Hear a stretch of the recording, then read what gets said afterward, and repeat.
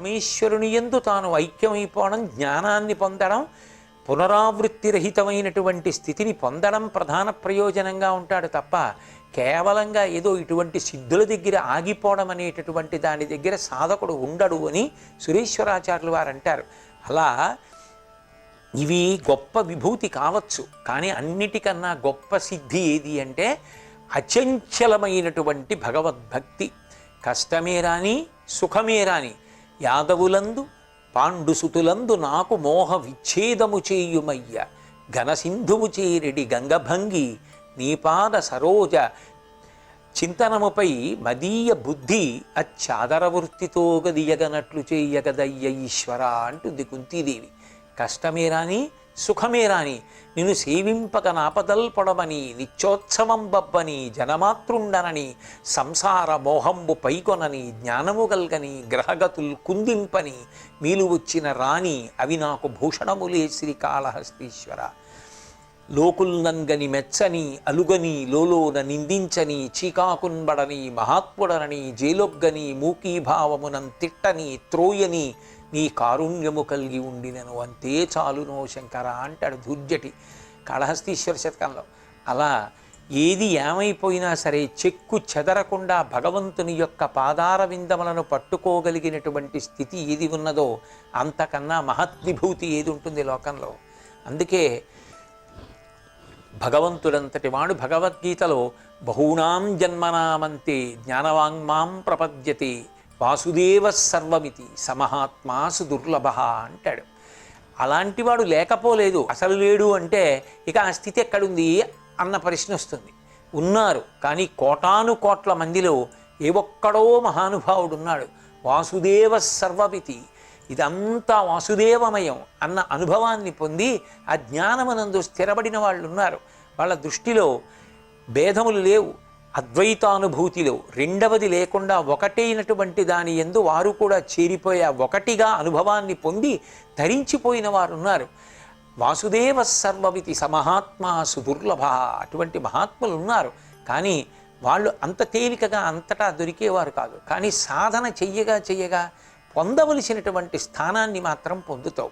కాబట్టి లోకంలో ఎక్కడ విశేషమైన ఉత్సాహము కాంతి కనపడిన తేజోంశ సంభవం, అక్కడ ప్రారంభమైనటువంటి విభూతి భక్తి దగ్గర నుంచి సిద్ధుల దగ్గర నుంచి చిట్ట చివరికి కష్టసుఖములలో కూడా విచలితము కాకుండా తట్టుకుని భగవంతుని యొక్క పాదార విందముల యందు విస్మృతి లేనటువంటి భక్తిగా అంబుజోదర దివ్య పాదార వింద చింతనామృత విశేషమత్త చిత్తమేరీతి ఇతర విషయంబు చేరనేర్చు వినుత గుణశీల మాటలు వెయ్యునేలా అంటాడు ప్రహ్లాదుడు.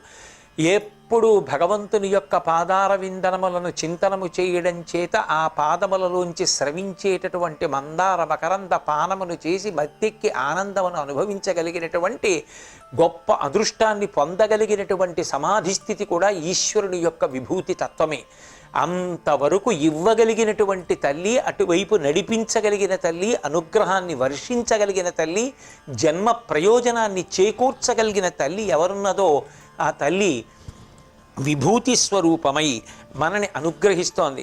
కాబట్టి ఆ తల్లికి విభూతిం సర్వభూతహితప్రదాం శ్రద్ధాం విభూతిం సురభిం. సురభి అంటే బాహ్యంలో కామధేనువు అని పేరు. భాగవతంలో ఒక మాట అంటారు, ఆ కామధేనువు యొక్క సంతానమే ఈ గోవులన్నీ. లోకంలో మనం ఈ మాంస చక్షువుతో చూడడానికి వీలైనటువంటి స్వరూపం ఏది అంటే గోమాత. గోమాత ఆరాధన, గోసేవ ఒక గొప్ప విశేషాన్ని పొంది ఉంది. ఇది నేను వ్యక్తిగతంగా చెప్తున్నది కాదు, వేదములు చెప్పింది.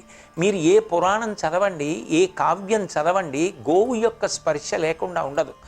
రామాయణాన్ని పరిశీలించండి. సీతారామ కళ్యాణ ఘట్టంలో రామలక్ష్మణ భరత శత్రుఘ్నులు నలుగురి యొక్క వివాహమైన తరువాత ఒక్కొక్కరి పేరు మీద 1,00,000 గోవులు చొప్పున దశరథ మహారాజు గారు దానం చేశాడు. అసలు మహాభారతంలో ఉత్తర గోగ్రహణం దక్షిణ గోగ్రహణమే కదా, కథనంతటినీ కూడా అంత తిప్పేశాయి. గో సంరక్షణం కోసం పాండవులు అజ్ఞాతమాస సమయంలో కూడా బయటకు వచ్చేయడానికి సిద్ధపడిపోయారు అంటే ధర్మరక్షణలో, గో సంరక్షణలో వాళ్ళు ఎంత జాగ్రత్త వహించారు. అసలు పరశురామావతారంలో అంతమంది మీద గండ్రగొట్టలు పట్టుకు బయలుదేరాడు అంటే ఆవుని ఎత్తుకుపోయిన దగ్గరే కథా ప్రారంభం. ఎక్కడ చూసినా గోవుని రక్షించడం అనేటటువంటిది అంత ప్రధానంగా కనపడుతుంది. గోసేవ అంత గొప్పగా కనపడుతుంది. అందరూ శృతి స్మృతి చెప్పినట్టుగా కర్మలు చేయగలిగినటువంటి సమర్థత ఉన్నవారుంటారు, ఆ సమర్థత లేనివారుంటారు. సమర్థత ఉన్నవారి కొరకు లేనివారి కొరకు కూడా స్త్రీ పురుష పండిత పామర కుల వర్ణ వర్గ విభేదములు లేకుండా అందరినీ కూడా అనుగ్రహించడానికి వీలుగా పూజ అందుకోవడానికి ఈ లోకంలో వచ్చినటువంటి గొప్ప ప్రాణి గోమాత. అందుకే భూమాత ఎంత గొప్పదో, దేశమాత ఎంత గొప్పదో, శ్రీమాత ఎంత గొప్పదో, జనకమాత ఎంత గొప్పదో, గోమాత అంత గొప్పది.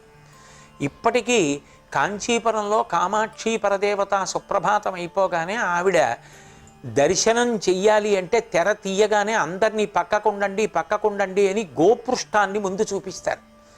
ఆ గోపృష్టము లక్ష్మీస్థానము. మహాభారతంలో భీష్మాచార్యుల వారంతటి వాడు అప్పశయ్య మీద పడుకుని చెప్పాడు, కోరి కోరి లక్ష్మీదేవి వచ్చి గోవు యొక్క పృష్ఠభాగమునందు స్థానాన్ని తీసుకుని నిలబడింది అని చెప్పి. కాబట్టి నిజానికి ఆ గోమాత సకల దేవతాస్వరూపిణి అయి ఉన్నది. బాలురు పూజ చేయొచ్చు, బ్రహ్మచారులు పూజ చేస్తారు, గృహస్థు పూజ చేస్తాడు, వానప్రస్థు పూజ చేస్తాడు, సన్యాసి పూజ చేస్తారు, పీఠాధిపతులు పూజ చేస్తారు. శృంగగిరి పీఠాధిపత్యం వహించినటువంటి మహాపురుషులు, ప్రాతస్మరణీయులు, జీవన్ముక్తులు. చంద్రశేఖర భారతీస్వామి వారు శారదాదేవికి పూజ చేయడం కోసమని శృంగేరిలో శారదా పరమేశ్వరి దేవాలయానికి వస్తుంటే బయట గుమ్మానికి అడ్డంగా ఎక్కడి నుంచో ఆవు వచ్చి పడుకుంది. గబగబా ఆయన అంతేవాసులు వచ్చి ఆవుని తట్టి లేపుతున్నారు స్వామివారు లోపలికి వెళ్ళాలని. స్వామివారు అన్నారు వద్దు వద్దు అని పీట వేయమని గోవు యొక్క పృష్ఠభాగానికి పూజ చేసి వెళ్ళిపోయారు గురునివాసులోకి. శారద ఒకటి గోవు ఒకటి కాదు, నా తల్లి బయటికి వచ్చి పూజ తీసుకుంది నా దగ్గర అని వెళ్ళిపోయారు. గోవు అంత గొప్పది, మనం చెప్పడం కాదు, మహాత్ములు చెప్పారు, మహాత్ములు చేశారు, మనమెంతటి వాళ్ళం కాదని మాట్లాడడానికి. కాబట్టి అది శాస్త్రములు చెప్పిన విషయాన్ని ధిక్కరించి మాట్లాడడమే అవుతుంది. కాబట్టి గోసేవ అంత గొప్పటిగా వేద మంత్రములు కూడా అంగీకరించాయి. గౌర్వారగ్ని అన్నాయి. అగ్ని ఆరాధన అంత తేలిక విషయం కాదు. కానీ గోవుకి పెట్టినటువంటి గ్రాసం, గోవు ఒళ్ళు తుడిస్తే, గోవు సేవ చేస్తే అగ్ని యొక్క ఆరాధన చేసినట్టే. అగ్ని ఆరాధన చేస్తే ఏమొస్తుంది? శ్రియముచ్చేత్ హుతాశన. అగ్ని యొక్క అనుగ్రహం చేత శ్రియం కలుగుతుంది. గోవుకి గ్రాసం పెడితే, చేత్తో ఇంత గడ్డి పట్టుకుని ఆవుకి తినిపిస్తే, అగ్ని ఆరాధన చేస్తే ఏ ఫలితం వచ్చిందో గోవు యొక్క ఆరాధన చేత ఆ ఫలితమే వస్తుంది. అందుకే ఆ గోవు యొక్క సేవ, గో ప్రదక్షిణం, గో పూజ అంత గొప్పవయ్యాయి.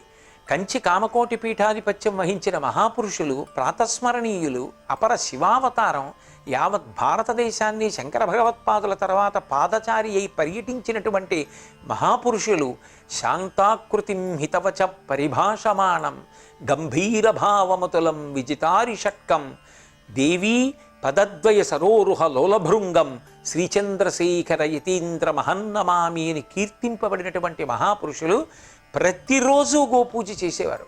ఎక్కడున్నా గోపూజ చేసేవారు. గోవు కనపడితే గ్రాసం పెట్టేవారు. గోవుని రక్షించడానికి వారి జీవితాంతం ఎంత బృహత్ ప్రయత్నం చేశారు.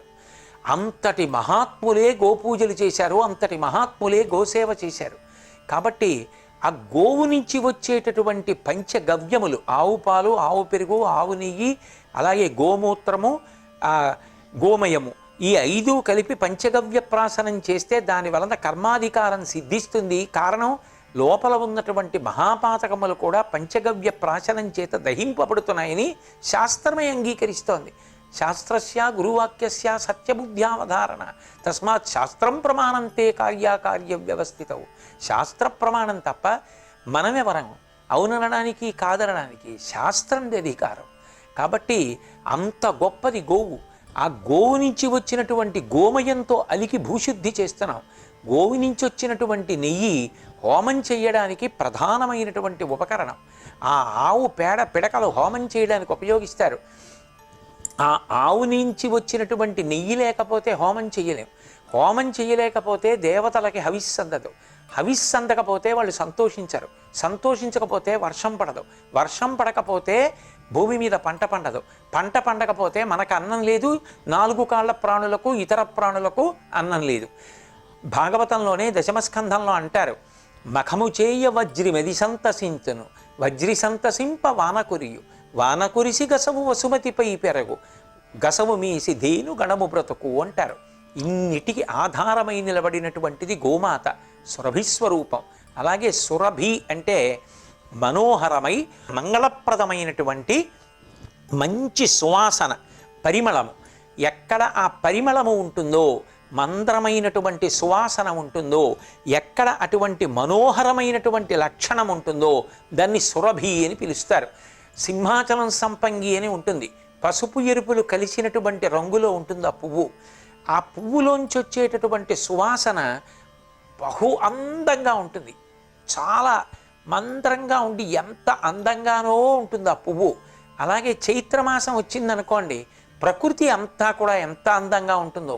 రామాయణంలో దశరథుడు అంటాడు, చైత్ర శ్రీమాన్ ఇయం మాస పుణ్య పుష్పితకానన యవ్వరాజ్యాయ రామస్య సర్వం మే ఉపకల్ప్యతాం అంటాడు. వసంత ఋతువే సురభి. వసంత ఋతువులో చెట్లన్నీ చిగురుస్తాయి, ఎక్కడ చూసినా చెట్లన్నీ విరగపూసేసి ఉంటాయి. అసలు ప్రకృతి ఎంత అందంగా ఉంటుందో, ఎంత సువాసనలతో ఉంటుందో. తుమ్మెదలు బారులు తీరి ఉంటాయి. ఒక్కొక్కసారి వసంత ఋతువులో ఆ కొండల మధ్యలోంచి మారేడు మిల్లి మీదుగా వెడుతున్నప్పుడు కార్లు అటు ఇటు నిలబడిపోతాయి. అరణ్యంలో పొద్దున్నే పువ్వులు వికసించగానే కొన్ని వేల తుమ్మెదలు వచ్చేసి రహదారికి అడ్డొచ్చేస్తాయి. వచ్చేస్తే ప్రయాణ సాధనాలు వెళ్ళలేక ఎక్కడికక్కడ నిలబడిపోతాయి. బాగా పువ్వులు వికసించి సూర్యోదయం అయిపోయిన తర్వాత ఈ తుమ్మెదలన్నీ అరణ్యంలోకి వెళ్ళిపోయిన తర్వాత వాహనాలు వెడుతుంటాయి. ఒకసారి అలా నిలబడిపోయిన వాహనంలో నేను ఉండి ఆ తుమ్మెదల్ని చూసి ఆశ్చర్యపోయిన భద్రాచలం వెడుతూ. కాబట్టి వసంత ఋతువు సురభి, గోమాత సురభి, కామధేనువు సురభి, ఇవన్నీ మనసుకి మంగళప్రదత్వం, బాహ్యంలో అపారమైనటువంటి పుణ్యాన్ని ఇస్తాయి. అంత గొప్ప గోస్వరూపంగా, కామధేను స్వరూపంగా, ఆ చంపక పుష్ప స్వరూపంగా, పరిమళ స్వరూపంగా, మనోహర స్వరూపంగా లోకాన్నంతటినీ రంజిల్లేటట్టుగా చేస్తూ బాహ్యమునందు సంతోషాన్ని ఇస్తూ ఆంతరమునందు కావలసినటువంటి పుణ్యాన్ని సమకూర్చుకోవడానికి సావకాశాన్ని కల్పించేటటువంటి తల్లి యొక్క విభూతి ప్రసరించినటువంటి లక్షణమునకు సురభి అని పేరు. ఆ సురభిగా ప్రకాశిస్తున్న తల్లివి అమ్మా లక్ష్మి, నువ్వే, నీకు నమస్కారం అని ఆ నామంలో సురభి అన్న పేరుతో అమ్మవారిని కీర్తిస్తున్నారు. సౌభాగ్య లక్ష్మీ రావమ్మ.